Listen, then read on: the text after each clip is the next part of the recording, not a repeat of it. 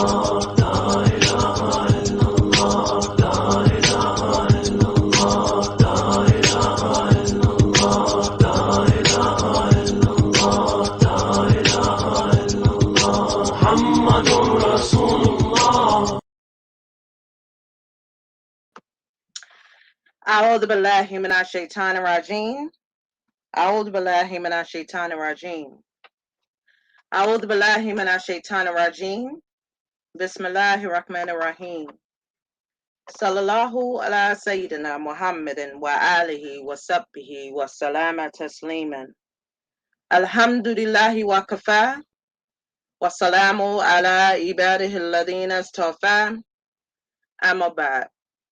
In the name of Allah, the most gracious, the most merciful, I seek refuge in Allah from the rejected shaitan. May Allah bless our master, Sayyidina Muhammad, sallallahu alaihi wasallam, his family, companions, and give them peace. All praise is due to Allah, for he is sufficient for us. Peace be upon his slaves, whom he has chosen. As to what follows, Assalamu alaikum wa rahmatullahi wa barakatuh. Welcome to the HYD show with myself, Samira, and we are awaiting our co-host, Imam Naim Abdullah. He's always late. As you can see, it don't be me. And I see here Brother Hassan Ali, Brother Baron, mashallah. I see Abu Muwada. I see Khadija. Welcome, welcome, welcome. And all of you that are in YouTube and Facebook land, alhamdulillah, welcome, welcome, welcome. Please don't forget to share and like this video. Just then when I started this broadcast, it did not announce this video. I didn't even see it on my timeline. I did get a notification through YouTube. YouTube never fails. I always get my notifications once a podcast, begin. I get it. So as you already seen, Facebook is shady. They shut down all their platforms the other day, and they stopped a lot of activities. People do business online. People handle their business online. Creating fitting online, whatever they was doing, they usually do for those however many hours that the system was down, the platforms were down. You weren't able to do that. And if you didn't know, they own Facebook, owns Instagram and WhatsApp.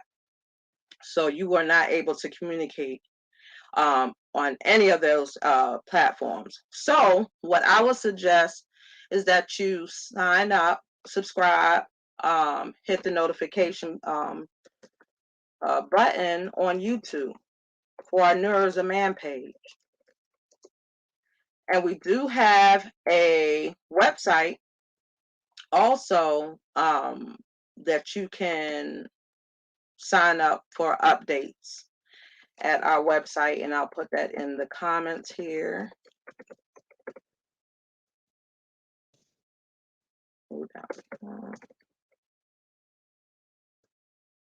Put that in, or you can put in this right here as well. www.lightoftheage.com. You can put either or, and signed up for to get notifications on updates and things like that, so that we can be, stay connected, because as you can see, you never know what can occur on a given day. And when that happened, it reminded me when my husband had told the story before. He was in Gambia. I was here. It was during the time of election there when they was getting in Gambia. Yahya Jammeh was the president at the time. And so he lost the election, and they shut down the internet. So no one was able to communicate to anyone over there. It was like a blackout. So we didn't have any information on our side. On their side, they was cool, they was cutting up a little bit. But on our side, we didn't know what to expect. I wasn't able to, contact my husband to see if he's okay. And he talking about he just drinking a tie and just chilling. And I'm over here like stressing. So I'm like following different people that I see is connected to Gambia in some form. I didn't even know these people. And I'm following to see if they can get, got some news for me so I can, settle my heart and my mind about what's going on. But that's how I was able to at least try to get some news about what was going on over there, is by connecting with someone else's page and their blog or whatever. I was just trying to scrambling. And so I'm sure the other day people were scrambling like, are we still going to have class? What's going on? Because a lot of us, that's how we connect, is online and through these platforms. So I know it was a lot of scrambling going on. And it did make it was an inconvenience for those that do have classes like ourselves, that it was just too much. So if that was to ever happen again, and we are aware that this can happen again, you've seen the meme. I got it on my page. Say if y'all stop behaving yourselves, I'm gonna cut this thing off, like it was a threat from Zuckerberg. It was funny. I don't think he said that, but it was just funny. His face, his facial gestures. It was just funny.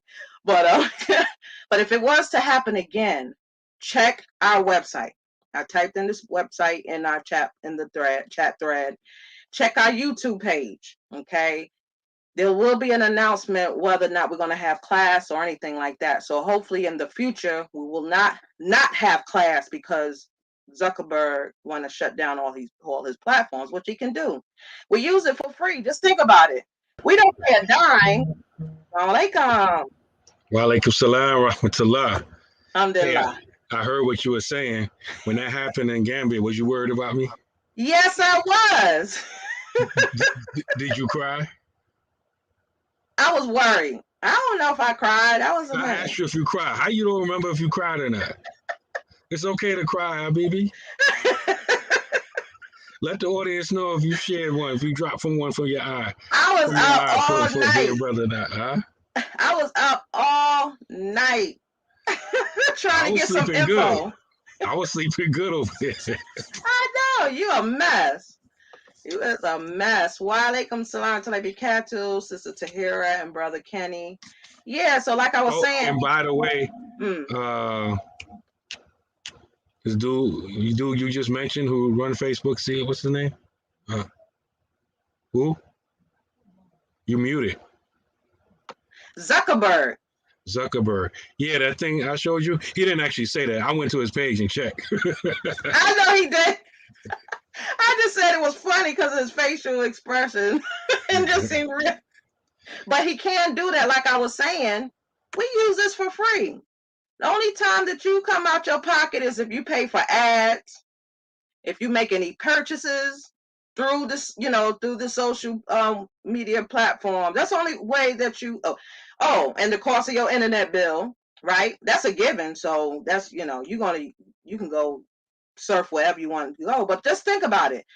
This is free, so they're not losing anything really from us because they know that we're going to use it regardless. And I was thinking to myself, what if they come back and say, well, you got to pay a monthly fee? Remember there was something going around talking about you got to start paying for Facebook. I said, how about they come back and saying you got to subscribe like YouTube trying to do. They trying to get you to subscribe to YouTube TV so that you don't have to worry about the ads and stuff. I said, how about they do that for Facebook and we pay a monthly fee? How many people would actually pay for that? I think people would pay for it because they're so addicted and this is their lifeline. A lot of people, you know what I mean? How many people would actually pay for this service? Like I would like to know, listen to audience. How many of y'all would pay for that service? And how much would you pay? Right? You know? Let's see. Tahira said, Zoom, Microsoft Teams, and your YouTube. I have a monthly subscription for YouTube. Oh, okay. That's connected. I pay for the business page on Facebook. See, it's if you have some kind of business. Now, I might pay for it. I have less expense as a single brother. Tahira, you said that you pay for the business page, right? Like, did you feel like they need to refund you or give you some compensation because it was shut down like that? Like, did you, feel like, listen, how y'all going to, interrupt my day, and I'm trying to run a business on here? Like, I would be really upset. Yes. Okay. Yes. That was crazy. What you had to say, Habibi? I think they're already grooming us to pay for stuff like Facebook. Because you think about it, right? Like most of us had cable, Comcast, Xfinity.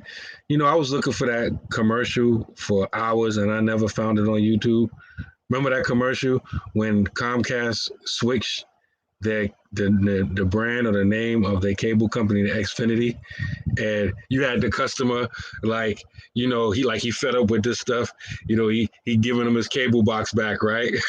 And he gave the cable guy. He had the Comcast shirt on, right? And then when he got the cable box back, right, he flipped the label and it said Xfinity. And he knocked back on the door and gave him the cable box back. And the customer was looking like, come on, man, are you serious? I'll look for that. That commercial was so funny to me. I looked for it for hours and I couldn't find it. Right. But I'm assuming that one of their competitors maybe made that commercial. Verizon or somebody. I don't know, but I couldn't find it. Right. They scrubbed the internet of that commercial. But a lot of us got rid of cable because we have all of these streaming services. And a lot of us, we only had the cable service because usually the internet was connected to that. And if you just tried to get the internet by itself, then the price of the internet went way high. But they even stopped that. They give you the internet at a fairly decent price, right? And so you didn't need the bundle.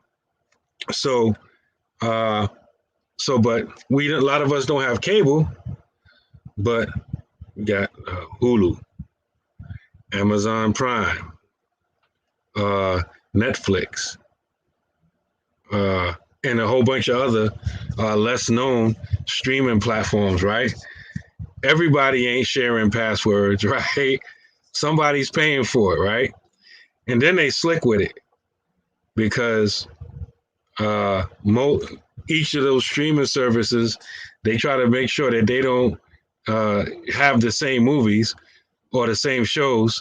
So you say, like, I'm only going to have Netflix, right?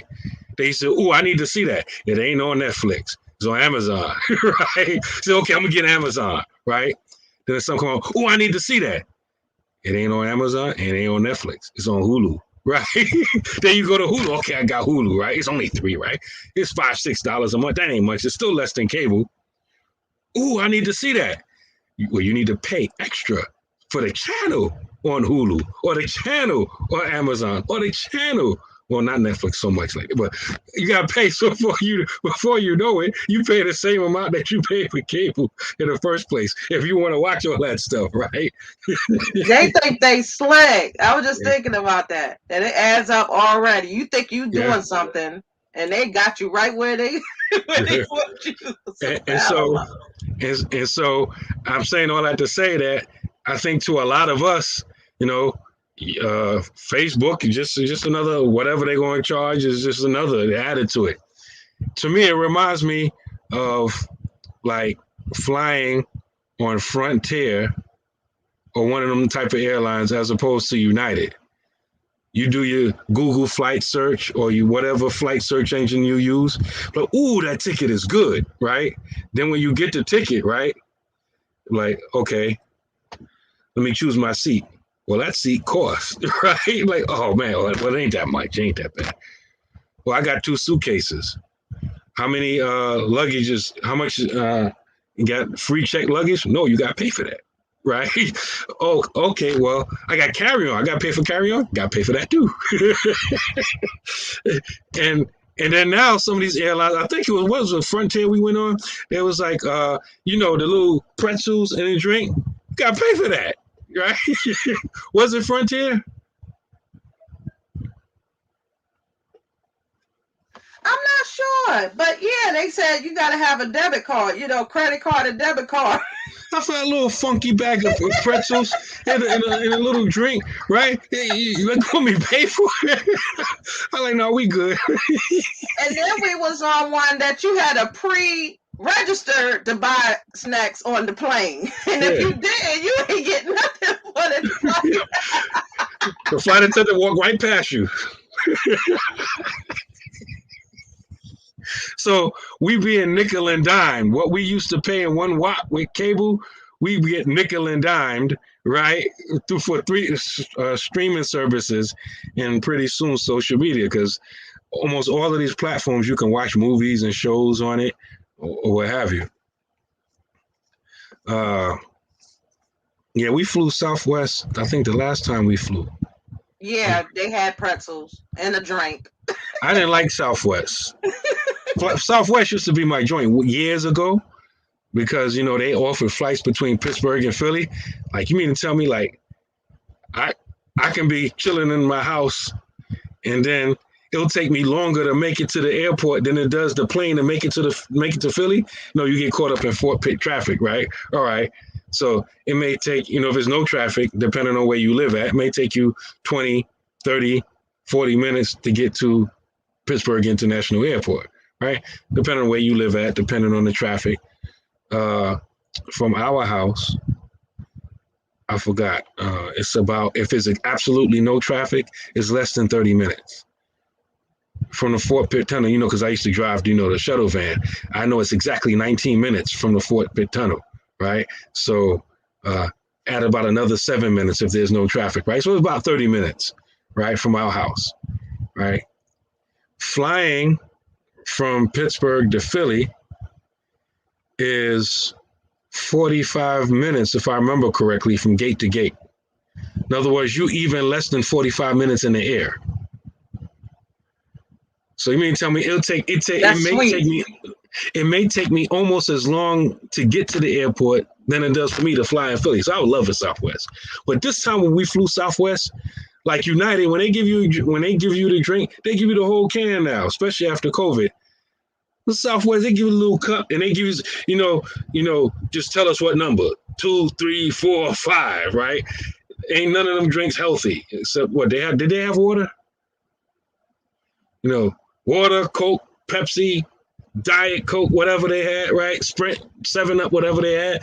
I'm like, oh my God. And they come back with a little cup. A little cup, man. More ice than the actual drink in there. Yeah. I can't tell you what was running through my mind. Like, oh, it's a little funky cup, man. United, so they give you the whole can. And ice if you want it. With a cup.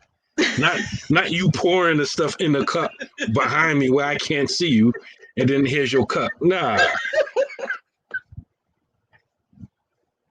The other thing that really gets me, I guess I'm spoiled, is that they don't have any charges for your phone while you in the air. They ain't got the TV on the seat. Because that's a short flight. I don't care. I want to watch something for them 30 minutes. I don't care. I can't use my phone. So I'm just looking at the back of the seat. Yeah, I can look out the window and I love watching the sky. But that's my pet peeve. There's no screen where I can watch a movie. So I'm used to that, doing the international flights. They need to do that for the domestic flights too. They may get more, better reviews and less fitting on the planes because people's busy watching what's on the screen. So they need to change their policies for these domestic flights and stop acting like we not interested. I'm interested in that. Said read a book. I can't. You know how you get on the flight? You know how you get on the flight now? Past COVID, and they say this flight has been disinfected and sprayed and whatever, right? When we got on that flight, they ain't even vacuum, right? Oh, you mean to tell me you disinfected and sprayed, but you didn't vacuum? All right, man, whatever. That was Southwest, right? I think so. All over the floor. Who's gonna get in that seat? Nah, we ain't getting in that seat. Let's move back over here. This one got more crumbs on the floor than the other one. Oh my goodness. You can't take these people seriously. They just want you in and out. Boom, boom, and that's it. And I don't know about you. I do not use the bathroom on planes. I don't do it. I can't. I will hold it. I've done it. 8-hour flight from here across the Atlantic Ocean. Samara sitting in her seat. Same with me. I can't. It's the same with me. I can't. I've used them a couple of times, but if you know that I use him, like, oh yeah, he really had to go. Yeah. He was no just casual, talking to somebody now. Hey, let me use the bathroom. No, not me. I'm going to hold it. Bladder about to explode. 1 more hour till we land. All right. So Padala. Oh my goodness. But these are. We was talking about tips with flying, and I don't think we mentioned this. I wanted to mention this. When you know that sometimes the airline loses your luggage. You may get it eventually, but you may be separated from your luggage. So we made it where if one of our luggage would be missing, that we still have what we need. So whatever you have, split them. If you got 2 bags, split them in 2. And have at least an extra, extra soap or whatever. I don't know how. I don't use a soap in the hotels or anything. I bring my own soap because you don't know what's in that stuff, pork or whatever. But split that stuff so at least when you get to your destination, you're just got underwear without the clothes, right? Whatever, however you split it, right? Put some little clothes in each one. Whatever you bring in, put a little bit of each in each one so that at least you're not, caught out there because when you came back, they had to bring your luggage, remember? And they didn't bring it back right away. They said that night, right? They brought it back the next morning. That's one thing. By the way, we don't work for airline companies, but all of them not created equal. You know why I like United? Because United put tracking on your bag like a UPS or a FedEx package. So if you got the app, right, you know, they scan it at every point, just like a package. So if your bag is on the plane with you, you can look on the app and see your bag on the plane with you. One of my bags didn't make it on the plane. And so they was like, okay, I don't know why, but it was like, your bag is going to be on the next plane coming to Pittsburgh at 9 something, 12 something that night. So they said they'll bring it right away. So I'm thinking my bag is going to be at the house like 2, 3 in the morning. But it actually made it there sometime later that morning, like 7, 8 in the morning or something like that. But I was actually impressed that they incorporated a system like that where, you know, they got tracking on your bag and you can see where your bag is at, just like a package. I like that. And they bring it to your house. Yeah. Like you ain't got to go to the airport like I did when I was in Gambia. One of my luggage was lost, and I had to wait like 3 days to get my luggage. And FYI, they be stealing out our luggage, y'all. So if you have taken a trip and you swore that you brought such and such ABC, yes, you did, and somebody took it. I had made a purchase and put it in my bag, and I could not find it at all. And I said,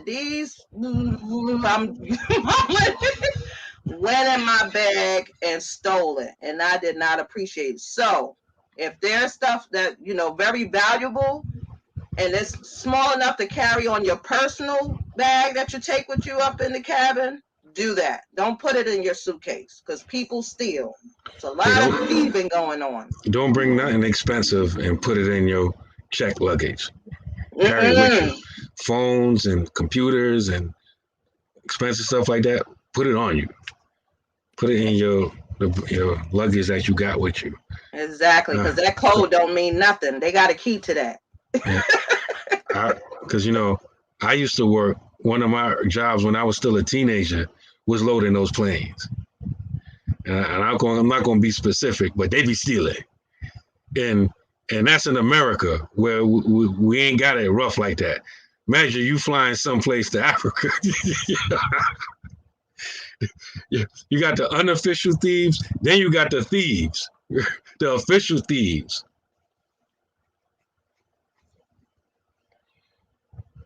Panala. Walaikum salam to Nabi Katu, Gulam, and Tanweer. Thank you for joining us this evening. We just telling our war stories, our flight war stories, right? So Panala, and I'm sure y'all all have some stories yourselves. So tonight's show is about flight war stories? No, not at all. But you know, we gotta bring up relevant issues, you know, things that people don't normally talk about, you know, because right now a lot of people are traveling, so it is relevant, you know. That's the current event of the day. But yes, but they're not disinfecting these planes like they say they are. They halfway doing it. So if you have some wipes, they give you a little pack of wipes when you get on the plane sometimes. Not all them planes. One of those flights, I said sometimes. One of those planes, it was one of these, either Frontier, Southwest. They wasn't giving you no squirt when you walked in, or no packet. I said sometimes. You just get on. I said sometimes. So if you got your little, I forgot which one it was. Yep, and you got that one little white, and what you supposed to wipe with that? You got to decide. Okay, am I going to wipe the armrest thingy there? Am I going to wipe the window? Or I'm going to wipe the table once I get my little pretzels and, you know, soda, whatever. You gotta figure out what you're going to do with that one little wipe. That's ridiculous, but mashallah. Bring your own. You know, you can't bring too much liquid either. I just forgot. You got to be careful with that because they don't allow certain things. But anyway, our show tonight is, and it was suggested by Brother Hassan Ali. And inshallah, we'll be planning on speaking on the other topics that were suggested on that show where the Imam had collected. Either you grow together, or you grow apart. Yeah, Hassan Ali, since you suggested that one, maybe you should, give us some background or some context to your question. Not your question, but your topic. Because you can go a lot of ways with that. I Yeah. know I know when I read that topic or that theme, right? I got my own set of thoughts and what that means to me. But maybe you may have something else in mind. So I'd be interested in seeing how you want us to address or get into that topic. Wa alaikum salam rahmatullahi wa barakatuh. Amina. How Wow, do you, Tabikatu. Samira, when that with that topic, you know, grow, growing together or growing apart? How, how do you what comes to your mind when you look at that topic? In my mind, I was thinking like a married couple been together for a considerable amount of time. Not nothing, specific, but they've been together. Like it's been good, right? The run been good, but for some reason, at some certain point, either you grow apart at some point, or you actually grow, like your marriage gets stronger. Because we talk about all the time, how to get together, what it looks like, you know what I mean, and what you should look out for, and what you should ask, the questions you should ask, all these things. We always talk about that, right? But you really, really, really don't know the person yet. You're actually like, you're triaging. You're actually doing a triage. You're looking at the person, you're seeing how they will be a good, good fit, even with the unknowns. But we're assuming that the couple, before they became a couple, are transparent, right? So at least you can make an informed decision. You understand? So the ideal situation, you were able to uh, collect the necessary information for you to make an informed decision. Because the only way you can make an informed decision is that you got some information in the first place, right? So where can this information come from? It could be from, to be honest, from exes, right? It could be from exes. It could be from the family members of that person that you get married. Like, I think that right there, if their family is not included, I mean, it has to be extenuating circumstances that the family is not included, regardless if they're Muslim or not. Meaning they all dead. They ain't got nobody. It's just them, right? That's the only way I can see that they're not in the situation. Maybe it may be a situation where you don't have a close, connection with your family. And that's sometimes that is the case, right? And that's a red flag. Like, what makes it, the relationship toxic like that? So see, these are things that you should question and find out, because this is your family too once you get in there. And we got to remember, an Islamic marriage is a marriage. It's not a fake marriage. It's not play. It's serious business. And we got to stop treating it like it's not serious, like it's not for real, and this is just play. It's very serious, because it affects your here now and your hereafter, very much so. And it affects your standing with Allah. So, these things, uh, you have to gather the information, you have to gather before you get together. So once you make that uh, informed decision, you move on to say, okay, I want to marry this person. In your mind, this is forever. In your mind, that's how you should be coming into a marriage, an Islamic marriage. This is not a Christian thing. This is an Islamic thing. Your mind is, this is a person I'm going to live my life with, spend my life with. People don't come in there like that. It's like they not sure. You know how they used to say, you know, before someone get married, they getting cold feet, like they not sure. They start getting, they start questioning, the situation. They were all in, but then I don't know if I want to do this. Some Muslims come into the marriage like that with cold feet. They in it, but they got cold feet. And so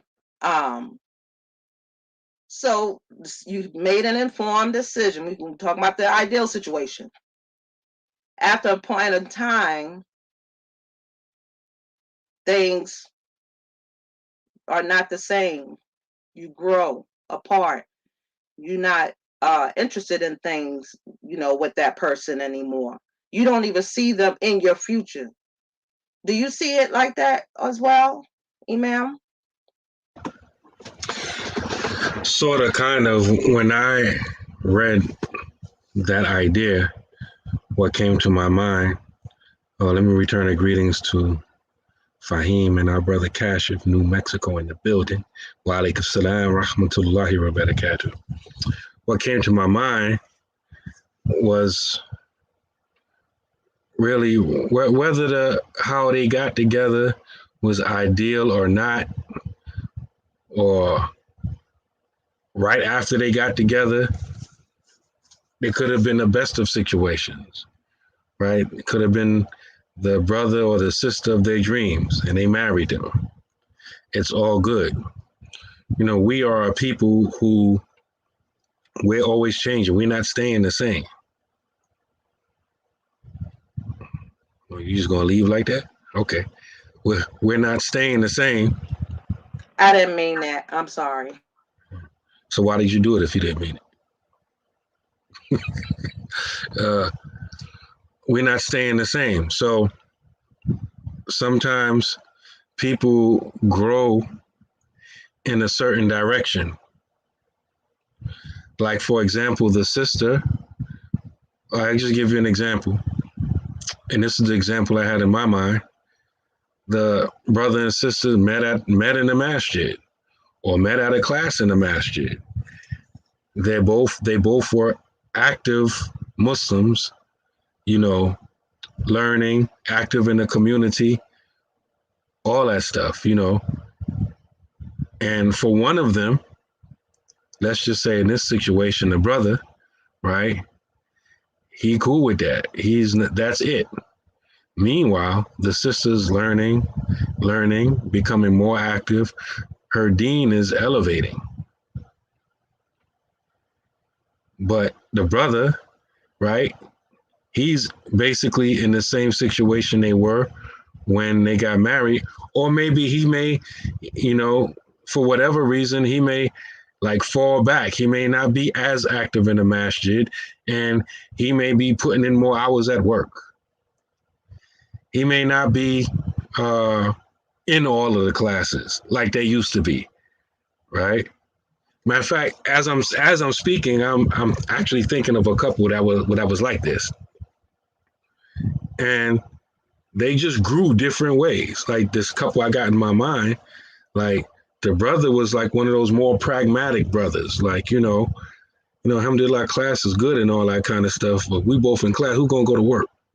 Who gonna pay the bills, right? The sheikh gonna pay the bills? No, all right. He's one of those type brothers, right? So he's working.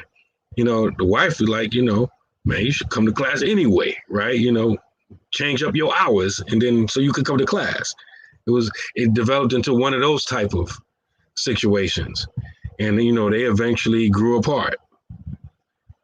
And it's funny, the brother and sister, they both, from my estimation, my opinion, both of them went to the extremes in the directions they were growing in. Where both of these people, they met at the masjid, they both used to come to classes and all that kind of stuff. And them, I'll tell you who I'm talking about off the air, right? But at one point, they was on the same page. Life came in, reality came in, and the sister went one way, and she went another way, and he went the other way. So they grew apart. That marriage, I think it lasted for about 10 years or so, 10, 11 years, something like that. At least 10 years. Maybe 12 or 13, I don't know. But it lasted at least a decade, right? And they end up getting a divorce. What was the needle that broke the camel's back? I don't. You ain't gotta be specific, but was it knowledge that broke the camel's back? Like the sister was like, "I'm tired of, I'm the only one that's learning," or did the husband feel like, like he felt like he was put on blast because he's not going to class and he's not being the leader that she expect him to be, and so she didn't respect his leadership. Like, I'm smiling because I'm going to answer your question. And if I answer your question, if some people that are watching now have strong memories, they may know who I'm talking about. don't answer that. I'm just right. I'm just going to ask that rhetorically. Those are rhetorical questions. You see that situation. The sister is learning, right? Now it wouldn't be a problem with me if she's learning, and when he come home from work, she's teaching him. So how often would you see that? Now he's providing, right? I This can't. situation wasn't necessarily like that. Mm, The brother was grounded in knowledge, right? The same things that the sister was learning, the brother knew and or was learning, okay. but the sister couldn't like quote Mm. Imam such and such said in such and such book, such and such and such and such. And The he brother couldn't. knows such and such and such and such, but he may not know that Imam such and such said it in such and such book. You understand? Right. Okay. I see what you're saying. Yeah. Now, how you think because of that? This is just a rhetorical question, and the audience, please help me out. Put your thoughts in. Do you feel like he felt resentment towards her, like you showing me up because now you think you know more than me? See, I'm trying not to talk too much. Don't say that. In that situation, there was a lot of help Okay. in creating that rift. Okay. So it wasn't necessarily a natural growing apart. Oh, okay. It was I mean, some outside forces. yeah. Like in other words, that sister, that was her nature, right? Mm. She was always in classes, in classes, in classes. The brother, he will come to class, but he's taking care of his responsibilities. He come to class on his day off, right? Mm-hmm. He's not gonna go to work all day and then come to class and then go home and do chores. No, he's gonna go to work and come home and watch TV. Okay. And then on his day off, go to classes. He not the type of brother that's going to go to work and class, then go home and do it over again. He was never really like that. Oh, okay. But Mashallah. but he wasn't slow or uninterested. He's just that, in my opinion, he knew how much he can take. He knew how much he could bear, and he's one of those brothers that was like really consistent in what he was about. All So right. so I didn't see. I just, the way I look at them, and my perception could be wrong, but the way I looked at them both, that people, might have grown apart anyway, but I think people made it happen a lot faster. Right? And that's a problem. Yeah. Wa alaikum salam talabikatu, Sister Sakina, Sister Sonia, and Sister Sophia. Thank you for joining us. Alhamdulillah. Our topic today is either you grow together or you grow apart. And we try to get Brother Hassan to let us know what he meant by that topic, because that was a suggestion that he made the other show that we made. And what's your thoughts on that? Either you grow together or you grow apart. What what are the he said, oh, what are the circumstances can make it do either? We just he said, my bad. Yeah, we waiting on you, bro. what was your intentions behind that? What was your thoughts behind that title? Because we Yeah, just giving out. because we were expressing what we take from that, what have you, and maybe while he's typing, I can give you another thing, which was really forefront in my mind, like same scenario, right? Brother and sister, they met in an Islamic environment, masjid classes and stuff like that, and in this situation, the brother is trying to increase step it up. You know, he's on a, increasing knowledge, increasing acting in accordance with the knowledge, right? And the sister was basically cool where she was at. And so, like, for example, when they were married, when they first got married, before they got married, the sister basically asked the brother, the way I dress now, right? Is it cool with you, right? You ain't gonna want me to like the shoe didn't wear any niqab or anything like that, right? So you wouldn't want me to cover my face or anything, right? And the brother was like, nah. So after they got married, some time passed and the brother's knowledge increased or whatever, and the brother was of the opinion that the sister needs to cover uh, her face, and also that her garments were a little bit too tight. And when the brother mentioned this to the sister said, "Well, you told me before we got married that you was cool with it. Why are you trying to change up now?" Right? And the brother was like, people change. That was my understanding at the time. This is my understanding now. And if you want to see, or you want to discuss the proof, or how I came to this conclusion, we can have that discussion. The sister was like, no, we don't need to have no discussion because I'm not changing the way I'm dressing. And that's just one example with that particular couple's situation, how they grew apart. An example that I just gave you, there was other issues as well. That's just one example of how, they were at one place when they met, right? Talking about Islamically and what they understood about the deen. The brother kept going up. The sister was like, yeah, I know all that's there, but I'm cool where I'm at. See, that's a question that needs to be asked by both parties. Like, are you, we're Muslim, of course, but where's your Islam? Like, are you looking to, add to it, like increase your knowledge, like we're told, to seek knowledge? Are you, are you motivated by that? Or are you just like, I'm just trying to just be Muslim? Like, we got to ask those questions, because some people, they make this statement, I'm not trying to be a scholar. And it's like, where'd that come from? Learning your fard ayn is not being a scholar. It's your obligation as a Muslim. Yeah, and a lot of us don't even know what a fard ayn is. So you talk about fard ayn, which means the individual personal obligations and those things, the knowledge necessary to fulfill those obligations. To some people, that's scholarly. I mean, this is how much we've been railroaded and misled about Islam. So you talk about, learning basic books, not memorizing them, just learning the context and application of certain basic books in Islam. And some people will give you that response. I ain't trying to be no scholar. No, brother, I ain't trying to make you a scholar. I'm just trying to help you make wudu right. You know what I mean? You say, go ahead and read that comment. I'm going to read Hassan Ali's comment. Hassan Ali takes precedence because this is his topic tonight. What I meant by that is a realization that he said came to, he meant.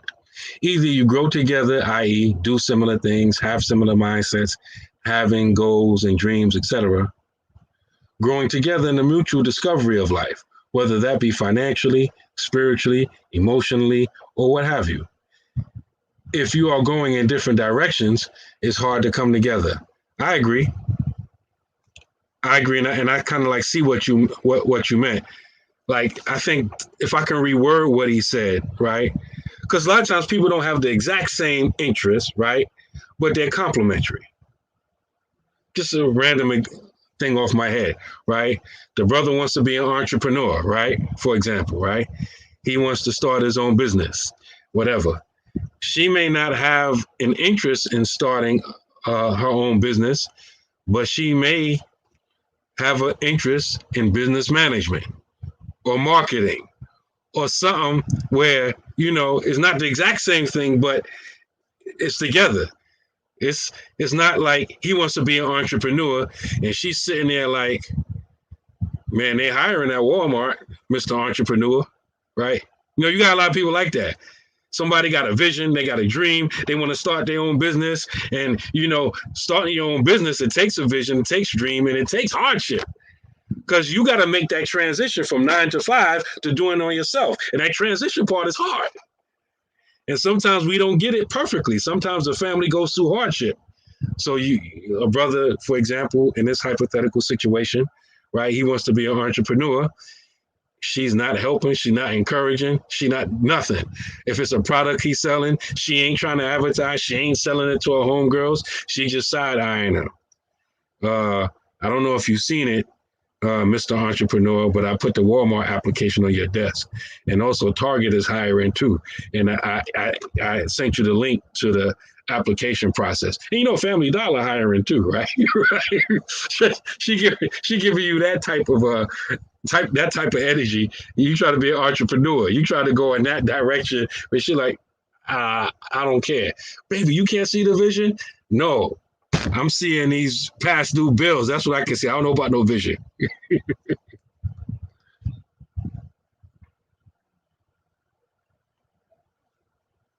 Subhanallah, that's messed up. Like, you know, this is going to benefit you. You know, she just looking at the now. You know, she ain't looking at it long term. You know, it's better to be independent than working for the man. Yeah, he can work at these jobs. He's not going to get paid much. And, you know, you can be let go. These jobs can fire you for no reason. Like, they don't have to explain to you, especially if you're still in that probationary period. Forget it. They get like, you don't need to come tomorrow. We'll mail you your check. Like what you're supposed to do. You know what I mean? And it's just crazy. If you're not growing together, you will eventually grow apart from one another. Yeah. That is true. And it can be a slow growing or a fast growing. You have people that are married, that live in the same household, but they don't share the same bed. They're in the house like roommates, and they know they don't get along. So I'm gonna do my thing in this part of the house, and that person, you know, gonna do their thing in the other part of the house. That's not growing together. That's just living, right? It's just living, and people live like that. I don't understand it. Like I couldn't do that. Be in the same house and y'all do not communicate or anything like that, and you just existing and especially if you have kids, we just doing this just so that we can show that we're both in both at home in the home with the children, which is not. I don't think it's healthy at all. It's like you're lying, and kids know when you're lying and faking the funk. They're not stupid. When you say lying, I want to include in that lying to yourself, because sometimes we trick ourselves. Like sometimes we're under the impression that we should stay together for the kids. And like I said before, I was in that situation.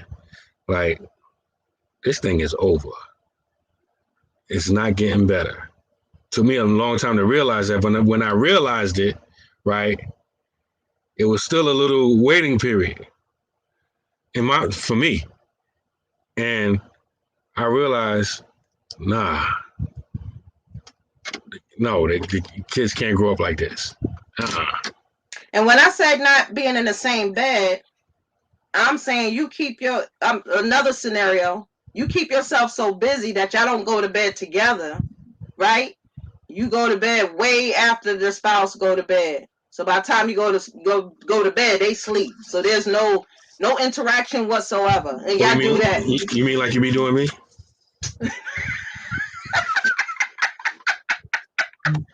I had a reason. It wasn't because I was avoiding you, but you do. No, that. you was avoiding me. No, you didn't want to show me no love.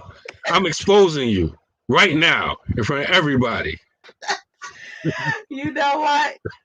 Like, I'm going to watch TV, or I got some work to do, what have you. Like, you have people, living like that. Like, the dog is barking. We don't have a dog. Some dog is barking. The cat is meowing. Subhanallah. But yeah, so those things eventually you just gonna be like, you know what? Let's just like we gotta do something. Now when do you when do you take, or is it too late? When do you take action? Like, listen, I'm noticing like we used to be like this, but it's starting to I see a little wedge.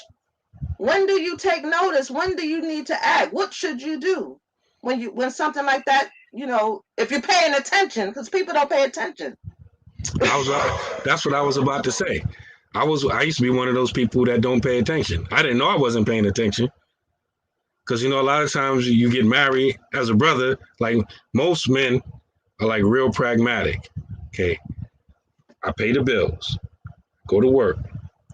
We're Muslim. We're involved with the community, right? You don't have to want for nothing.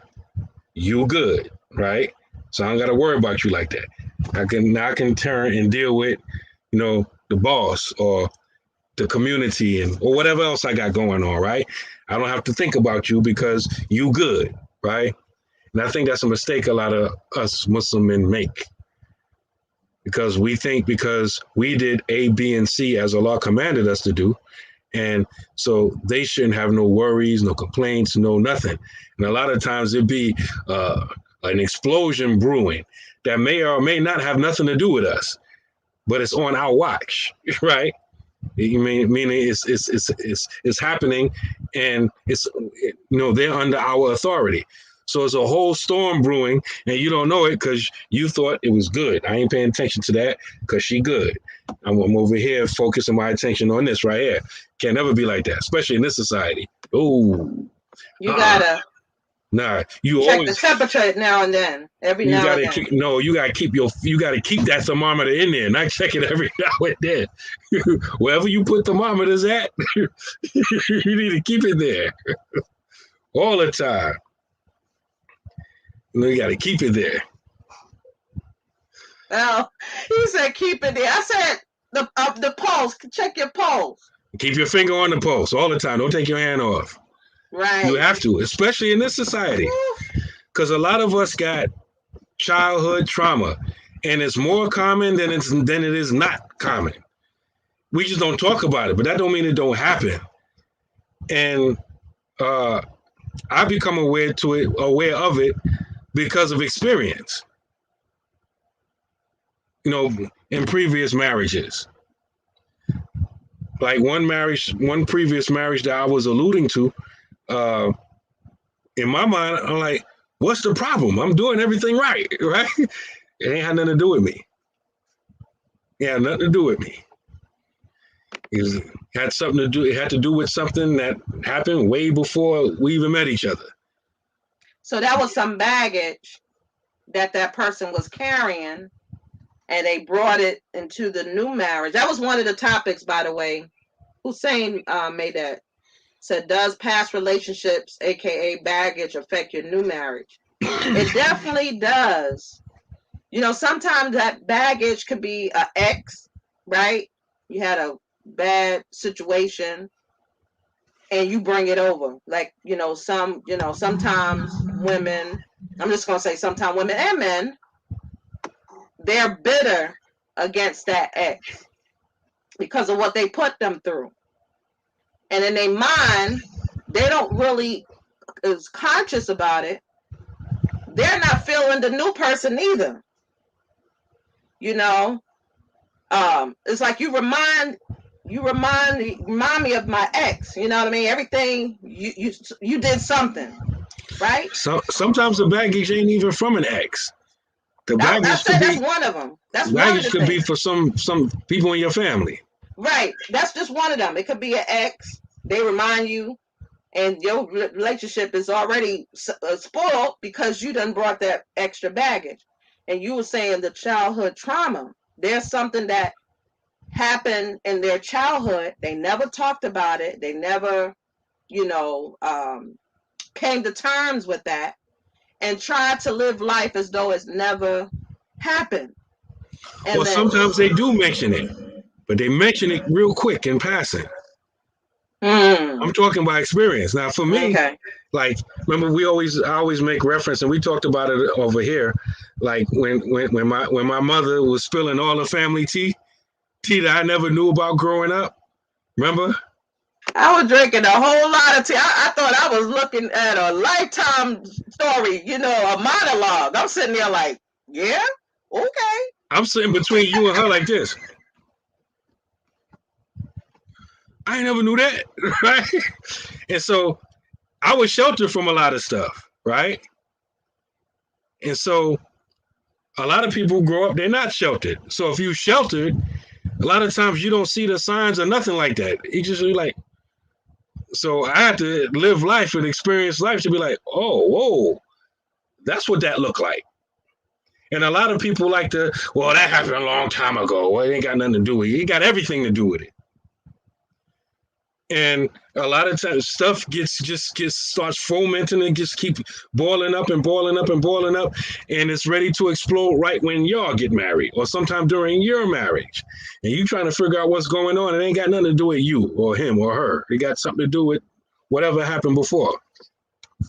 Yes. I was looking at a situation, and this is like a ongoing thing about these fathers. When I say father, I'm talking about somebody that donated and made a baby with a woman. That's what I'm gonna call him, a sperm donor. That's what I'm gonna call him. He raped his daughter, that biological daughter, the one that he donated sperm to a mom and brought her into this life.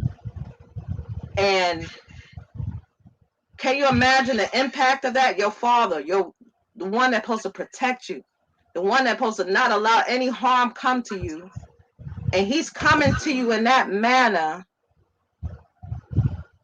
And it was sad because the video that I saw, the girl is in her room, her father's standing at the door. The girl is trying to leave. She's like, I think she's saying, I'm going to my mother's house for a minute.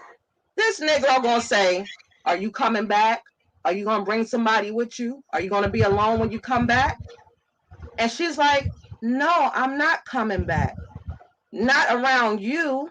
My bottom hurts right now. That's what How she old was said. she? I don't know. I don't know. A teenager, an adult, a I would child? say a teenager. I don't know like how old or anything. And she's saying, my bottom hurts. I gotta leave. And I felt so scared for her. I'm like, he might do something to her. And she's recording him secretly. I don't think he noticed the camera was on him. And so, she got away.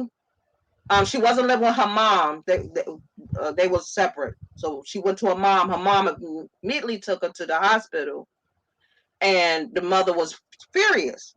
And her mother was like, do you have any evidence of this, whatever? And the girls had a diary, and it was very explicit. I'm not going to say it here.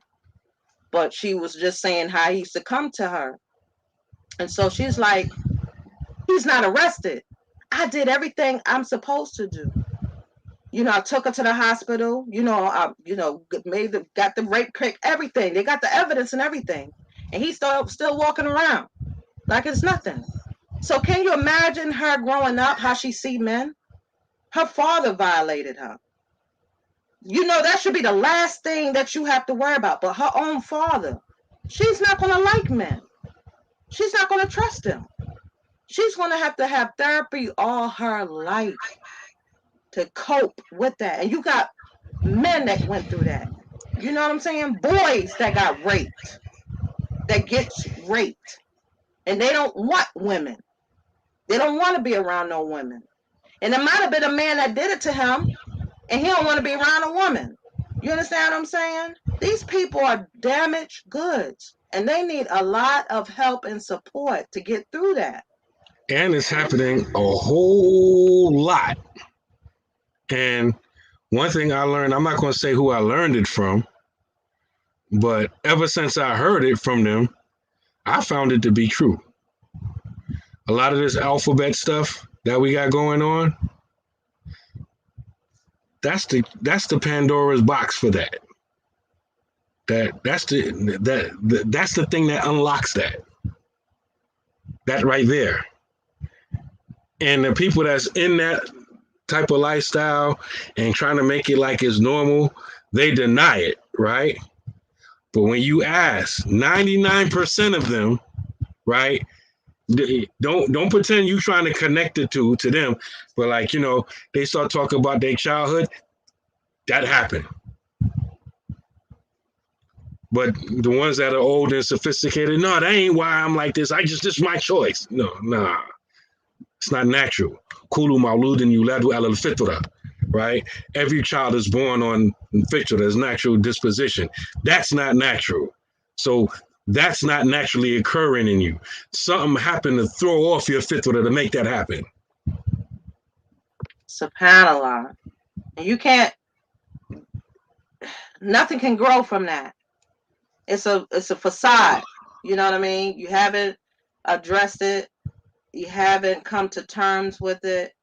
And so you just try to live life as normal. But that stuff comes out in a manner that, like, whoa, where did this come from? Why are they acting this way?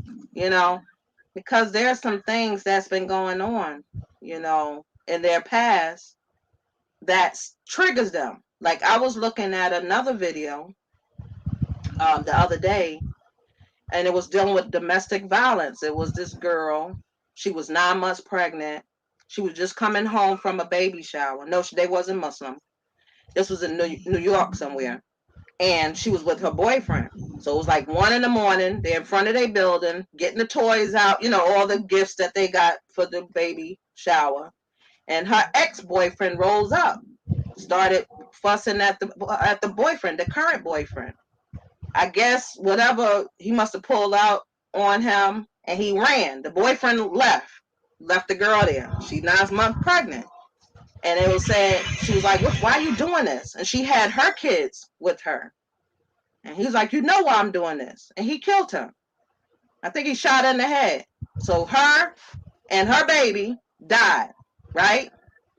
And you said she had other kids with her? She had other kids that witnessed this happening. So I don't know if it was his kids or not, but look at that. She was 9 months pregnant. She no longer with him. And he went to do that. Like, we got to be careful about these people that we be with. They just happen to not be Muslim, I'm assuming. But we have Muslims like that. I know of a married couple, the husband, they were Muslim, and he killed his wife. He killed her. So this is real life. You can't grow in that. It's like it's toxic. And so we have to be careful when you see those signs up front. It's not going to get better. Women, for the most part, thinking we can change a man. Oh, he's not going to stay like that forever. Oh, he just, upset right now. So we give him all the excuses until he kills us. Until he kills us. I want to, because we having this conversation and there's people conversating with us, we need to respond to them. So let me do this, because you be trying to take the control from me. You're not in control, Samira. You the co-pilot. I'm the pilot. I ain't controlling anything. Go ahead. Okay.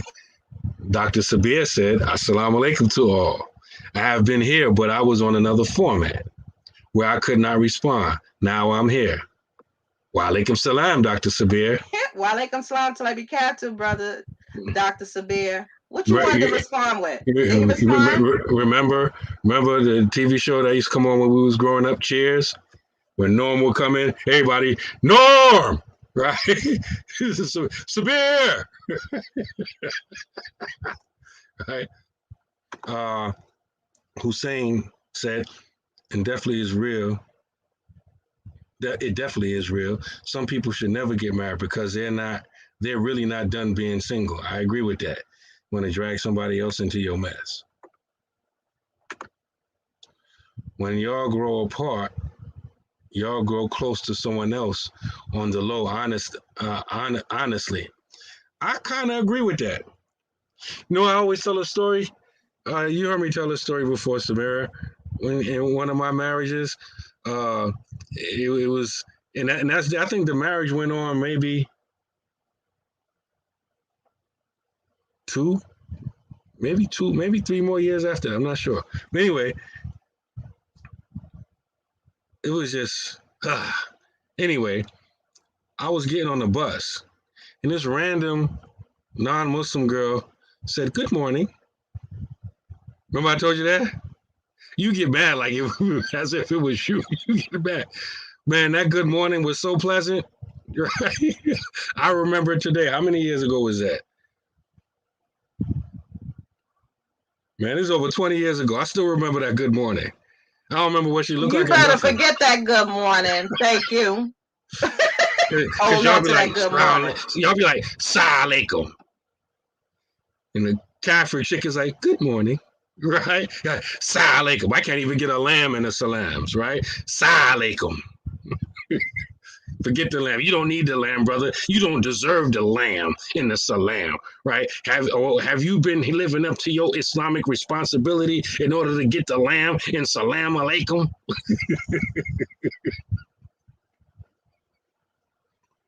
Tahira said sometimes social media gives the other person too many options that wasn't afforded to them before, and then the growing apart happens. I can agree. Because a lot of us aren't who we project ourselves to be. Even if you take social media out of it, right? You go to a sit down, right? Before social media and all this kind of stuff, right? When you go to meet a brother or sister, you're gonna wear your nicest clothing. You're gonna be, you're gonna be your best self, right? Social media it's not always just people just fronting and pretending. It's just that every time they log on, it's their best self, but you don't see the other self. When you get married, you see all of it. Because of damaged trust, no matter where it came from. Exactly. He made that comment when we were talking about childhood trauma. Because it ain't be like, and most of the time it don't be some stranger that be like, come here, little girl, come here, little boy, I got a lollipop for you. No. It's somebody in the family, somebody close. And that's why most of us got trust issues. We had trust issues before we grew up and before any other adult violated our trust. You are the sum total of your experiences and choices. And didn't I already tell you that you're not in control? I got this. Stop moving stuff. I'm moving it. We have to stop wasting our precious time in these marriages. I wasted 8 years of my life in a marriage that it was clear that it was going nowhere after 2 years in. You have me. I was burping on that good dinner you made. We got to be honest and stop forcing stuff. I agree. Sometimes we have to pay attention enough to recognize, is this an aberration? Is this something that's just, all marriages go through rough spots? Is this a rough spot, or is this the trajectory? Is this the way it's going to keep going? And we have to ask ourselves these questions. And if it keeps going like that, right? If it goes all the way where it can go, will I be happy? This is the question I ask myself. If we live another 50 years and this keep going like it's going now, and I die 50 years from now, will I be a happy man? Right? If it keep going the way it's going. And if the answer is no, all right, I'm about to head out.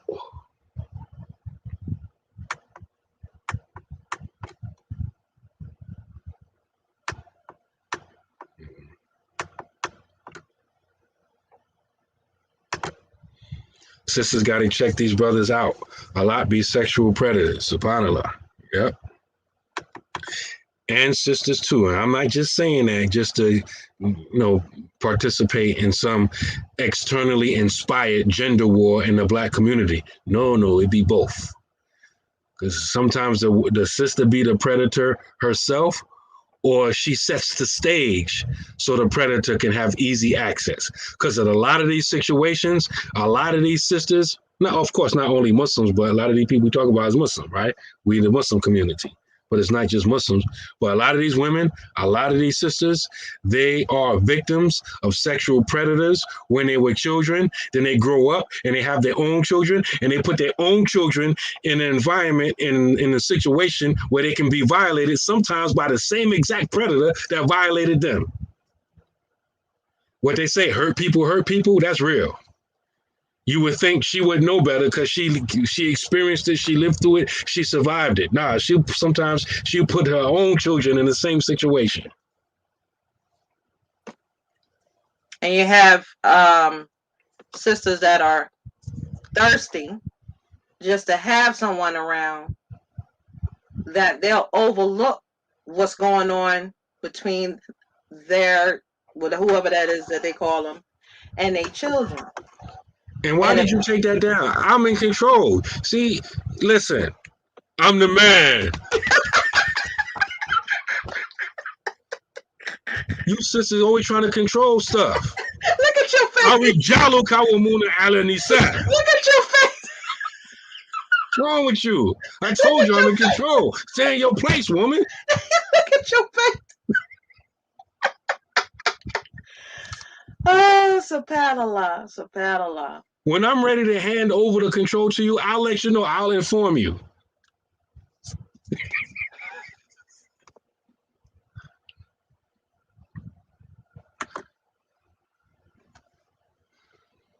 Some people need counseling to get these issues from inside of them and out in regards to talking, crying, etc. Holding those traumas in causes problems in other relationships. People must feel safe. If not, there will be more damage and seclusion. I agree with that 100%. And a lot of times people block stuff out. A lot of times this stuff is so painful that they literally block it out. And then they like, it's like, that didn't happen, right? Then maybe something happened and they themselves remember that it happened because they blocked it out because they don't want to deal with it. And so one thing also that I would add to that, and seeing the one who did it punished is also therapeutic too, right? Is also therapeutic too. So, a lot of times children don't know who to trust as far as adults, especially if an adult did that, right? But it's therapeutic, I believe, and Allah knows best, if the predator was promptly punished. Can I add to that? Yeah. I was looking at another video,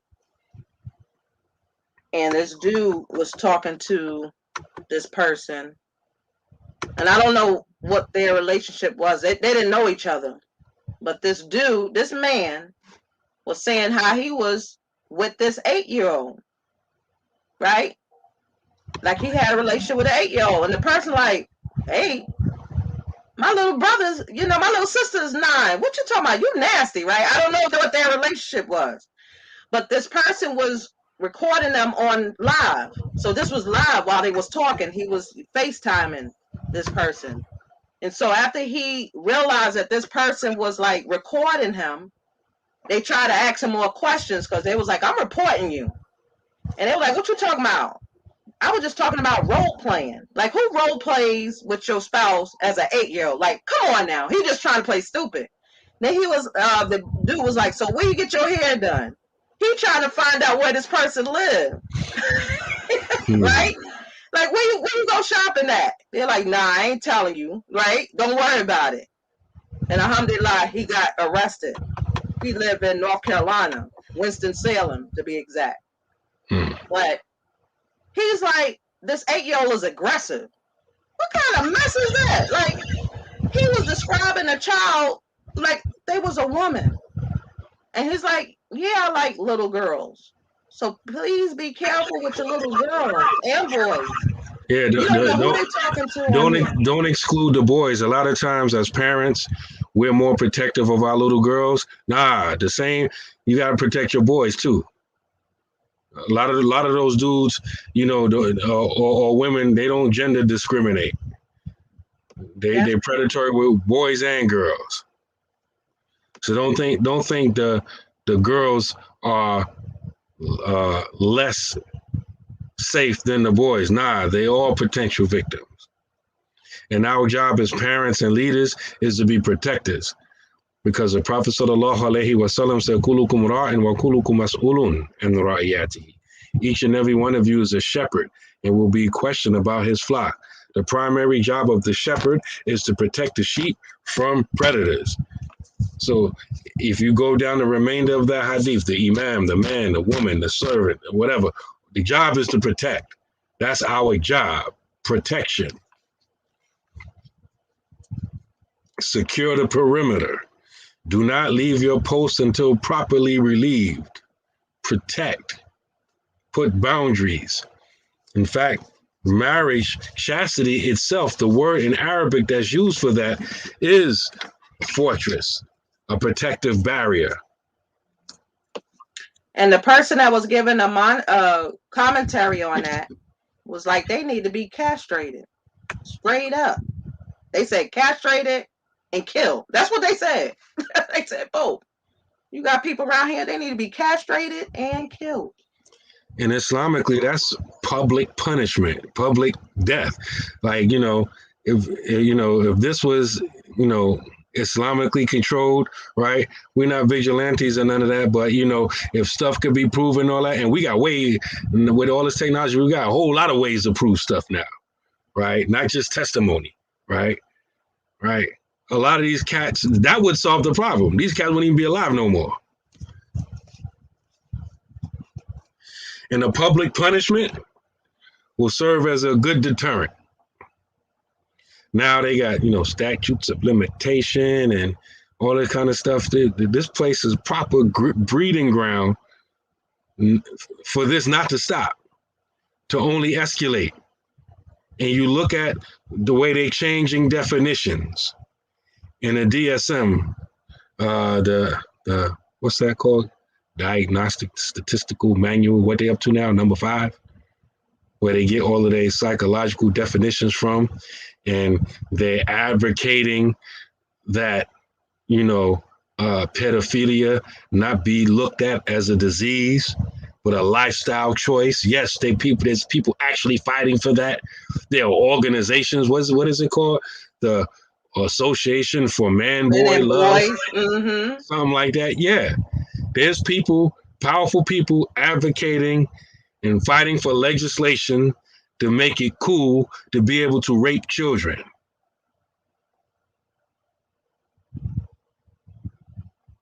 You have to understand, all of this is shaitanic. Shaitan's beef with Adam resulted in his having beef and leading astray and messing with and tampering with Adam's children, us. So when you have an enemy, he's also an enemy to your children. And your children are more vulnerable to you than you, because they don't recognize that they have an open enemy. They're innocent. They're like, I didn't do nothing to nobody. It don't matter. He got beef with your mama and your daddy. So you a target. And our open enemy is Shaitan. And he's orchestrating all this stuff. SubhanAllah. It's sad. Oh, SubhanAllah. It's crazy. They got actual places like resorts for this. Here and overseas. Mm-hmm. They like going overseas because the laws are very lax. They don't get punished and get convicted for those things. Yeah, listen, you will be surprised of what, you just, like overseas.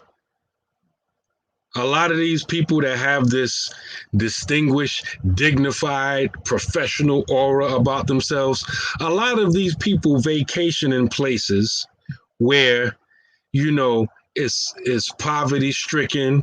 They come from Europe and America, and they get to go buck wild. They get to, sometimes even the families themselves will give them little children in order that they can have fun with while they're on holiday. And they may get broke off with some chump change.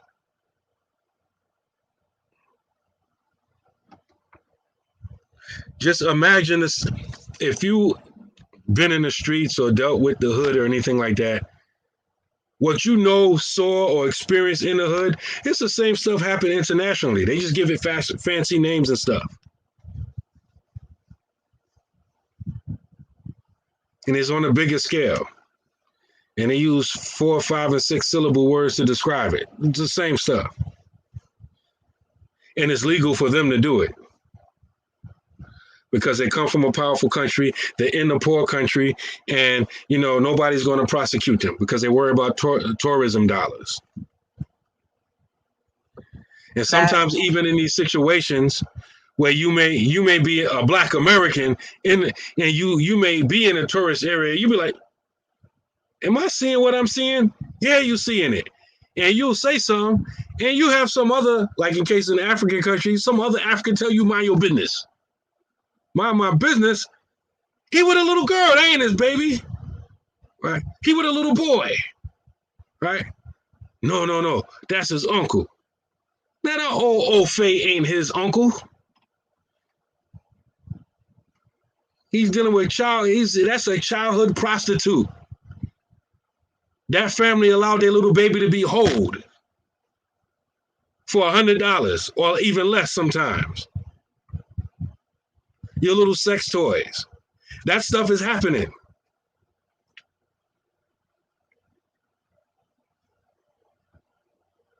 Don't get me started. SubhanAllah. It's sad. Like I was saying before, don't just want to have somebody around just to have some company. You gotta be careful what you ask for, because you are inviting a monster in your home. And if you're not willing to admit it, that there's something going on, you're going to allow it to happen because you don't want to look stupid. People are worried about themselves and what they look like in front of people. Like, I don't want people to think I can't keep a man or whatever. Or, vice versa. I don't want people to think I can't keep a woman around. Whatever the case may be, but you're willing. And I'm not saying anybody here or anything, but that opens that stuff up. Because when your child comes to you and say, hey, your husband or your wife was messing with me, they look at the child as if they're starting trouble. Not, what? Like, tell me more. What's your evidence? They don't inquire. Now you just saying that. You just jealous. You just don't want us to see me happy. You just worry about yourself. You got people like that. Just worry about themselves and what it look like. Hey, Farouk said, I'm late. What in the Section 8 is the topic? Child sex toy? Hey, I don't even know how we got here. It's Samira's fault. We supposed to be talking about growing together or growing apart. We be digressing. SubhanAllah. He said, what in the Section 8 is the topic? We talk about everything. You in control, huh, baby?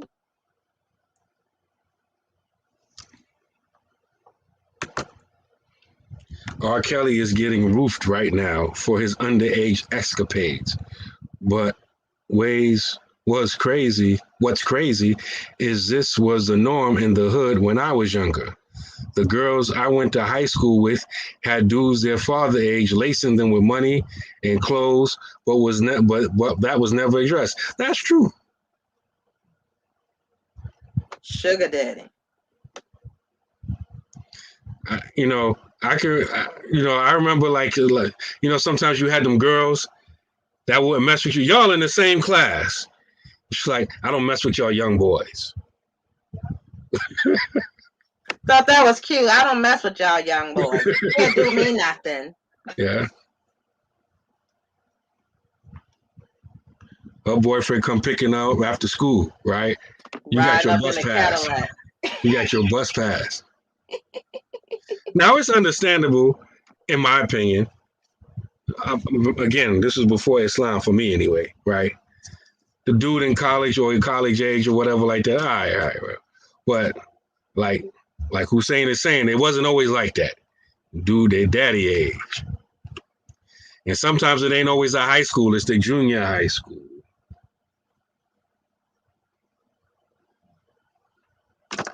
Wow.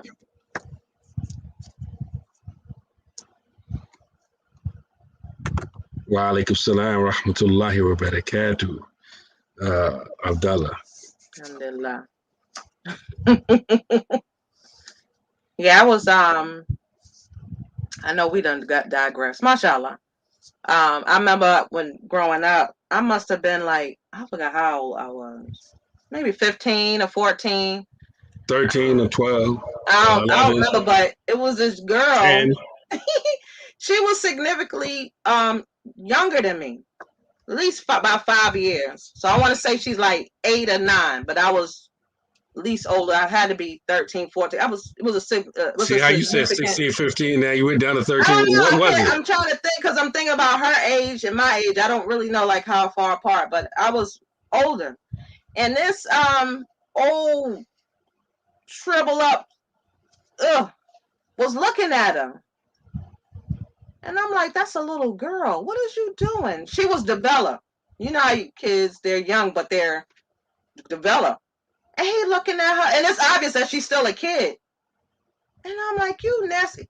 She's a little girl. What you looking at her like that for? That was just like, had no problem. And that's way back then. So can you imagine now?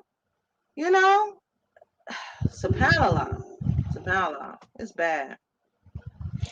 But, in this society, now, the climate that we living in now, that's unacceptable if you black. Me too, if you black. If you white, we got a couple of token ones, but the rest of y'all get away with it.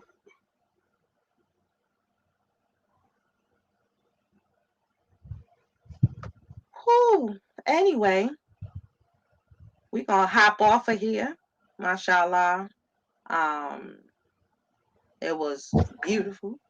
Yeah, Samira apologizes for digressing. We don't even know how we got onto that. We were supposed to It be was talking his about growing fault. together or growing apart. I don't know how we got on there. I forgot. You be digressing too. Don't even try. But anyway, it was a pleasure being with y'all again. Another Thursday. Alhamdulillah. Allah, allow us to see this day. Some of us didn't wake up, and we gotta thank Allah that He woke us up. Be grateful. It's Jum'ah. Alhamdulillah. So make sure that you read Surah Al-Kahf. Make sure you send abundant prayers and salutations on Prophet Muhammad sallallahu alaihi wasallam, and keep the Muslims in your du'as. Those that are sick, those who are going through, those are trying to get through this life and get closer to Allah. It's very challenging these days, but may Allah give us strength in doing that, and may He allow us to die as Muslims. No other situation, but as a Muslim, inshallah.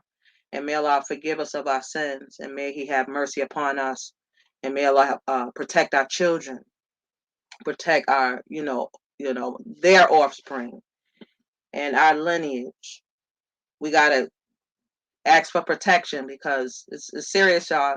Right now is going to determine their conditions in the future. Whatever you're doing right now needs to contribute to your children and their children and their children. Whatever you're doing now should reflect that. So I want you to reflect. What are you doing now that reflects that you're building and setting things up for them so that they can grow and flourish in this beautiful deen? Just ask yourself that question honestly. And if you're not able to answer that, then make the moves to make it possible. Move in that way that allow it to happen. Work with those, come together, you know, with those that are trying to build, because you're not going to be able to do it by yourself. You got to have a team. You got to have a community. And alhamdulillah, I thank Allah allowing us to be part of a bigger community outside of Masjid al-Mu'min. We got our community here, then we got our extended family. Just like if they were just as close as if they was right here in the same state and same city as ours. So, alhamdulillah. Dr. Sabir said, I want to know why you're always in different rooms while doing this show. Do you sleep in the same room? No. We like the Flintstones. We sleep on separate beds too. No, we're like, what's that?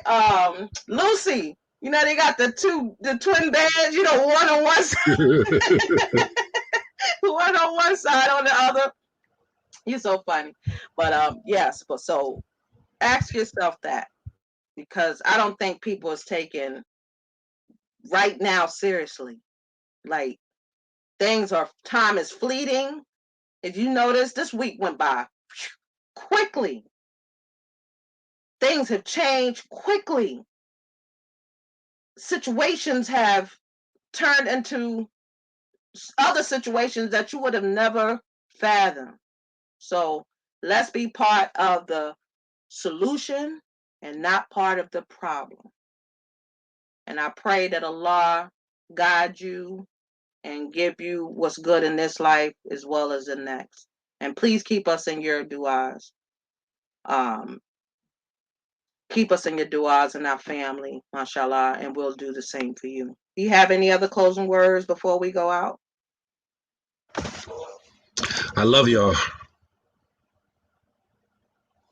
You know, the Prophet sallallahu alaihi wasallam said that if a person loves his brother, he should tell him. And so, you know, I love y'all. I feel like we all we got. I'm talking about, you know, the Muslim community in general.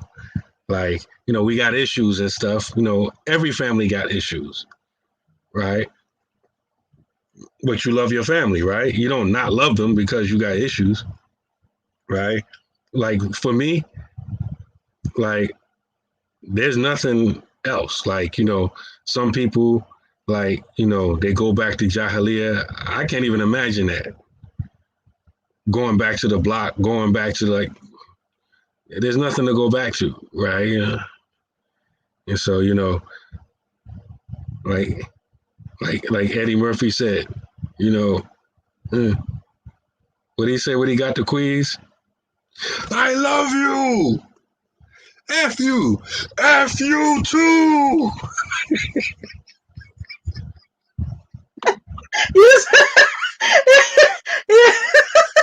You're bad. Alhamdulillah. Yeah.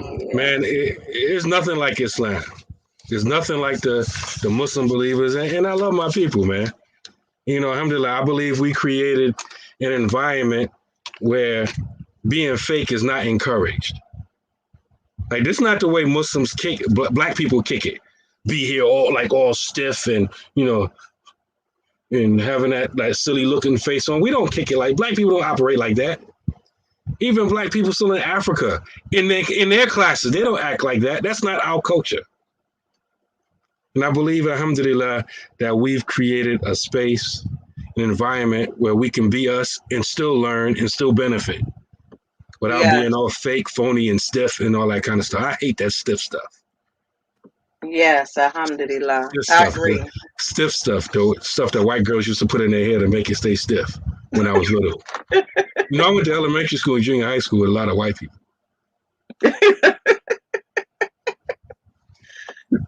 SubhanAllah, you're so funny. So, you know, that's all I have to say. You can close out with dua, inshallah.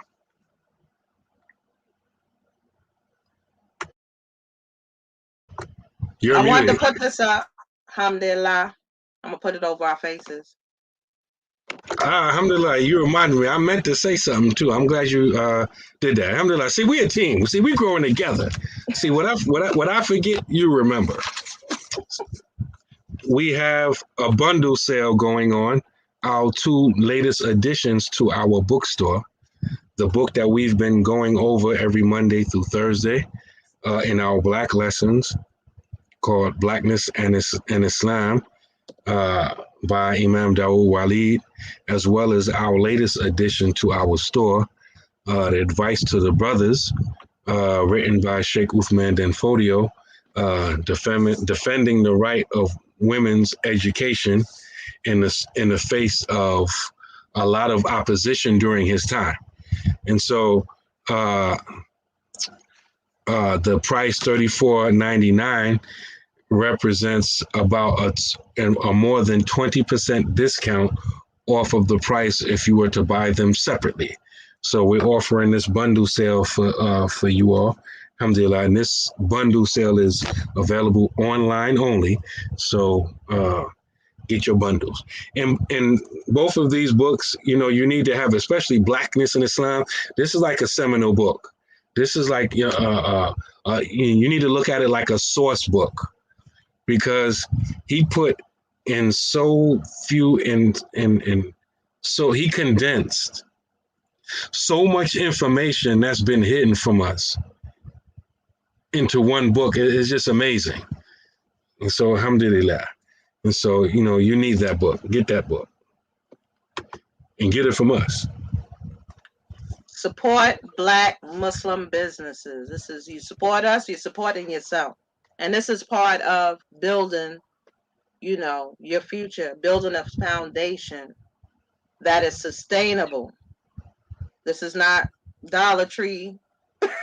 This is not Walmart. This is we're creating something better, something for us, by us. And that is something that is lacking in our communities. I don't mean to be long-winded, but this is so important. I don't think we realize the importance of everyone's input in this effort. Like, you're going to be questioned about it. Allah says, I gave you the opportunity to build, to bring out, come together, you know, build relationships, and you just squandered it. You just more concerned with the dunya, when I made you to be concerned with the hereafter, because none of this matters. It's temporary. We're on a trip, and this trip will soon end for all of us. One day, mashallah. Alhamdulillah. So with that being said, we thank you, and we love you. We love you back, mashallah. Fi sabilillah. And inshallah, we'll see you again next week, again on the Half Your Deen show. Subhanaka Allahumma wa bihamdika ashhadu an la ilaha anta astaghfiruka wa atubu ilayk. Wal asra innal insana lafi khusra illa alladhina amanu wa amilu salihati wa tawassaw bil haqqi wa tawassaw bis sabr. Assalamu alaikum wa rahmatullahi wa barakatuh. Bismillah.